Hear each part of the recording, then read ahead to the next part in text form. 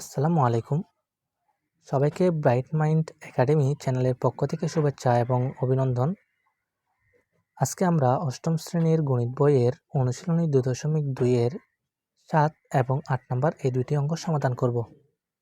এর পূর্বে আমরা এই অধ্যায়ের সরল মুনাফা এবং চক্রবৃদ্ধি মুনাফা এর মধ্যকার যে পার্থক্য রয়েছে তা সম্পূর্ণ আলোচনা করেছিলাম।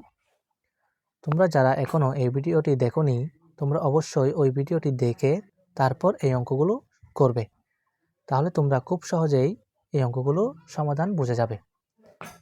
তাহলে আমরা যদি আজকের পর্বের 7 নাম্বার প্রশ্নটার দিকে একটু লক্ষ্য করি, আমাদের প্রশ্নের মধ্যে বলা হয়েছে বার্ষিক 10% মুনাফায় 8,000 টাকার 3 বছরের চক্রবৃদ্ধি মূলধন নির্ণয় করো। আমরা প্রথম পর্বের মধ্যে চক্রবৃদ্ধি মূলধন এবং চক্রবৃদ্ধি মুনাফা এগুলো খুব সহজে বুঝেছিলাম। তাহলে আমরা যদি এই অঙ্কটি সমাধান করি, তাহলে আমরা লিখব সর্বপ্রথমে আমাদের এখানে 10% যেটি দেওয়া আছে, আমরা জানি পার্সেন্ট আকারে যে মানটি দেওয়া থাকে এটি সবসময় হয় মুনাফার হার। তাহলে আমাদের মুনাফার হার দেওয়া আছে 10%। যে টাকাটা আমরা বর্তমানে রাখতেছি এটাকে বলা হয় আসল। আমরা মুনাফার হারকে আর দ্বারা প্রকাশ করি, আসলকে আমরা পি দ্বারা প্রকাশ করি। আমাদের সময় দেওয়া আছে 3 বছর, তাহলে সময়কে আমরা এন দ্বারা প্রকাশ করি। তাহলে আমরা সর্বপ্রথম লিখে নিই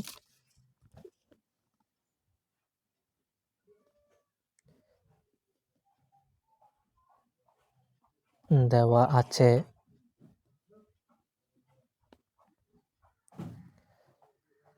আসল পি সমান 8,000 টাকা, সময় এন সমান 3 বছর, মুনাফার হার আর সমান 10%। 10%কে যদি আমরা ভেঙে লিখি, পার্সেন্টের জন্য আমরা নিচে দিব 100, উপরে 10। এটাকে আমরা চাইলে আরেকটু ভাঙতে পারি। যদি আমরা ভাঙি তাহলে আমাদের হবে 0.10। আমাদের প্রশ্নের মধ্যে চক্রবৃদ্ধি মূলধন নির্ণয় করতে বলা হয়েছে। তাহলে আমরা একটি সূত্র জানি। আমরা জানি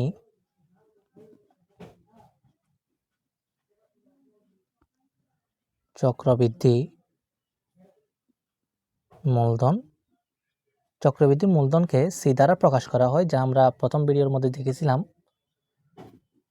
সি ইকুয়াল পি ইন্টু 1 যোগ r whole to the power n. তাহলে আমাদের এখানে পি এর মান দেওয়া আছে 8,000 টাকা, আমরা লিখলাম 8,000,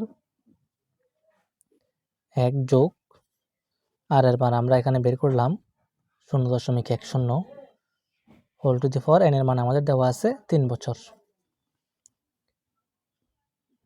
8,000 1 এবং 0.10 যদি আমরা যোগ করি তাহলে আমাদের হয় 1.10 whole to the power 3 equal 8,000 গুণ, যদি আমরা 1.10 এর উপর হোল টু দি পাওয়ার 3 দিই তাহলে আমাদের হবে, আমরা বের করি 1.10 হোল টু দি পাওয়ার 3, তাহলে আমাদের হয় 1.331। তাহলে আমরা লিখব 1.331। তাহলে আমরা 1.331 এর সাথে 8,000 গুণ করে দিব, গুণ 8,000, তাহলে আমাদের হয় 10,648। আমরা লিখব 10,648। সুতরাং চক্রবৃদ্ধি মূলধন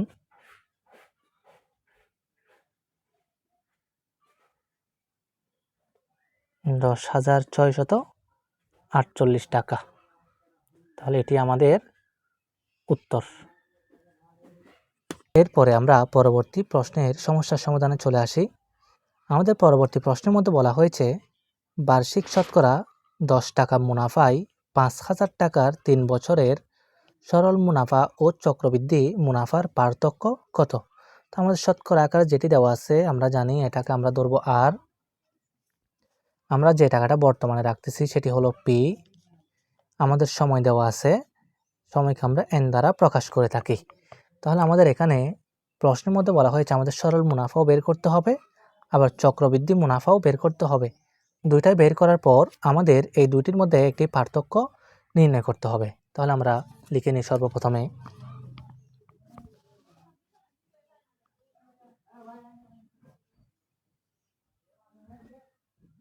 দেওয়া আছে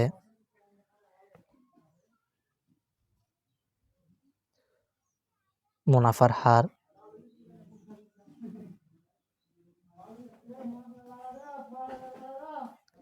আর সমান 10, যেহেতু আমাদের হার আকারে আছে তাহলে আমরা পার্সেন্ট আকারে লিখব সমান, তো আমরা এটাকে যদি ভাঙি আমরা লিখতে পারি 0.10। আমাদের আসল পি সমান দেওয়া আছে 5,000 টাকা, সময় দেওয়া আছে এন সমান 3 বছর। আমাদের বলা হয়েছে সরল মুনাফা এবং চক্রবৃদ্ধি মুনাফায়ের পার্থক্য নির্ণয় করো। তাহলে আমরা সরল মুনাফা সর্বপ্রথম বের করে নিব। সরল মুনাফা, তাহলে সরল মুনাফা বের করার জন্য আমরা অনুসরণী 2.1 মধ্যে করেছিলাম সরল মুনাফা এর একটি সূত্র রয়েছে, আমরা সূত্রটা লিখে নিব। সর্বপ্রথম আমরা জানি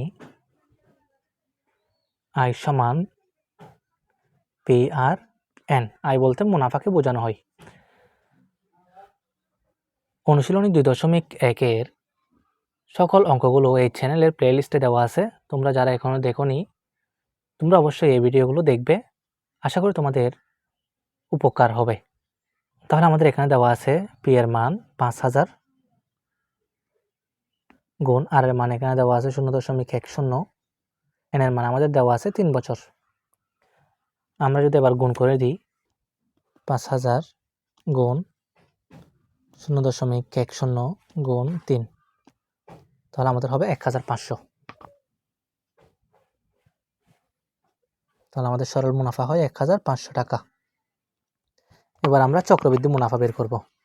আমরা যদি করি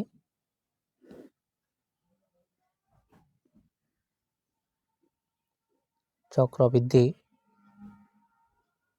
মুনাফা, তাহলে চক্রবৃদ্ধি মুনাফা নির্ণয়ের জন্য আমাদের সর্বপ্রথম চক্রবৃদ্ধি মূলধন নির্ণয় করতে হবে, যা আমরা বেসিক ক্লাসের মধ্যে আলোচনা করেছিলাম। বেসিক ক্লাসের লিংক আমাদের ডেসক্রিপশন বক্স অথবা কমেন্ট বক্সে দেওয়া থাকবে। তোমরা যারা বেসিক ক্লাসটি করোনি তোমরা অবশ্যই বেসিক ক্লাসটিও করে নেবে। তাহলে আমরা জানি চক্রবৃদ্ধি মূলধনের একটি সূত্র আছে, আমরা জানি চক্রবৃদ্ধি মূলধনকে সি দ্বারা প্রকাশ করা হয়, সি সমান পি ইন্টু 1 যোগ r whole to the power n. তাহলে আমাদের পি দেওয়া আছে এখানে 5,000,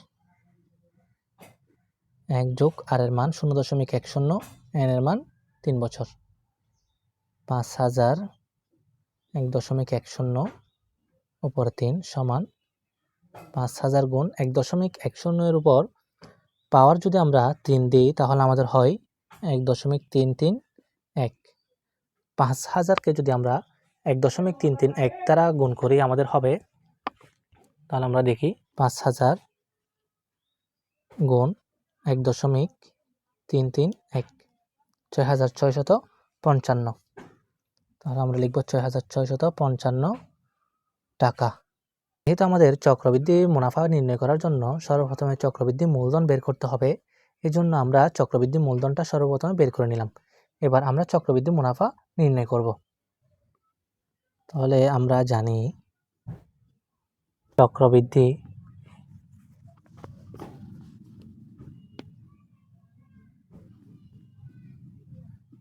মুনাফা সমান সি মাইনাস পি। তাহলে সি বলতে আমরা জানি চক্রবৃদ্ধি মূলধন, আমাদের এখানে চক্রবৃদ্ধি মূলধন বের হয়েছিল 6,655 টাকা। তাহলে আমরা সি এর জায়গায় লিখব 6,655।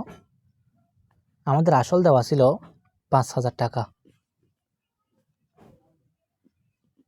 6,655 থেকে যদি আমাদের 5,000 বিয়োগ করে দিই, আমাদের থাকে আর 1,655 টাকা। এখন আমাদের প্রশ্নের মধ্যে বলা হয়েছে সরল মুনাফা ও চক্রবৃদ্ধি মুনাফার মধ্যে পার্থক্য।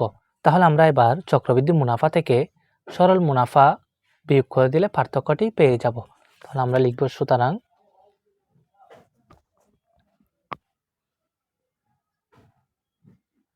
পার্থক্য সমান চক্রবৃদ্ধি মুনাফা ছিল 1,655 টাকা, সেখান থেকে আমরা বিয়োগ করে দিব সরল মুনাফায় আমরা পেয়েছিলাম 1,500 টাকা। আমরা লিখব 1,500 টাকা। 1,655 টাকা থেকে যদি আমাদের 1,500 টাকা চলে যায়, আমাদের থাকবে আর 155 টাকা। তাহলে এটি আমাদের উত্তর। আমরা লিখে দেব উত্তর 155 টাকা। আশা করি তোমরা সবাই বুঝতে পেরেছো।